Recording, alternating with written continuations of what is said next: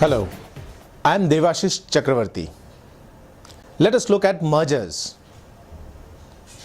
Merger is the process in which two companies or entities combine together to form a third new entity. How is it different from a takeover or an acquisition? In a takeover or an acquisition, there is the acquiring company and a target company.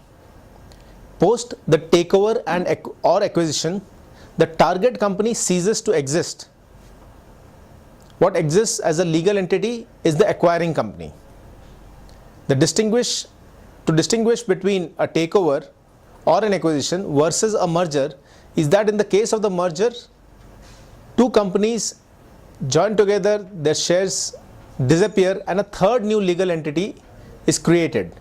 Neither the first company nor the target company or the second company remain as legal entities.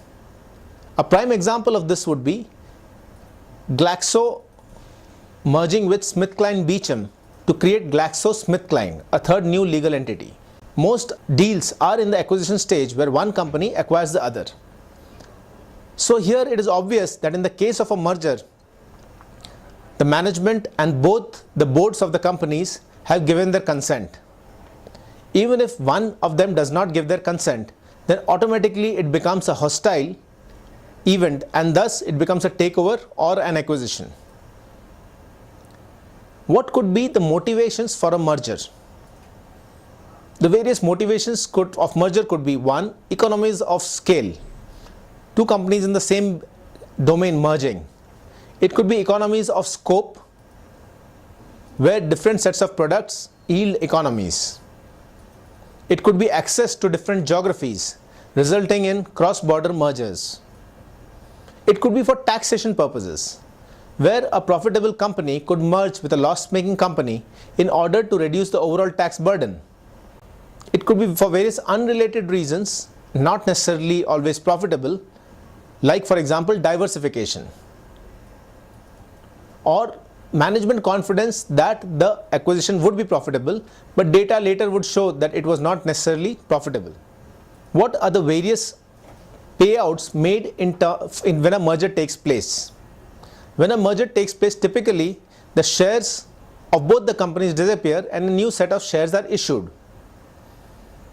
So the outcome of the merger for the shareholders could be in terms of new shares, or in some shareholders who do not want to be part of it, it could be in terms of cash. How do you value companies while deciding in what ratio will they merge? Because new companies' shares would be issued in different ratios for the shares of the earlier two companies that were merging. So do a valuation of the companies. One would be looking at the historical earnings of the companies. Second could be the future expected earnings of the companies. Third could be the value of the assets held in the companies.